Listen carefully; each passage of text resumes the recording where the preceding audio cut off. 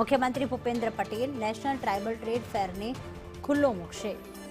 26 થી 29 ડિસેમ્બર સુધી ચાલશે આ નેશનલ ટ્રાઇબલ ટ્રેડ ફેર। આદિવાસી સમાજને સ્વરોજગાર માટે આ પ્લેટફોર્મ મળશે। પરંપરાગત ઉદ્યોગોને વૈશ્વિક બજાર ઉપલબ્ધ કરાવવા પ્રયાસ કરવામાં આવી રહ્યો છે, તો કલા અને ઉદ્યોગો માટે B2B નેટવર્કિંગની તક ઊભી થશે।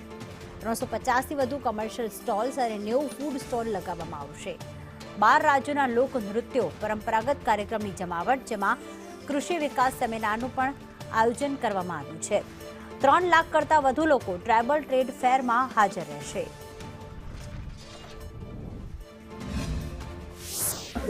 ધાર્યા કરતાં પણ વધારે સ્ટોલ લાગ્યા છે। દરેક સ્ટોલ ઉપર પણ વિવિધતા છે અને એ વિવિધતા એવી છે કે નવી પેઢીને પ્રેરણા આપે એવી છે।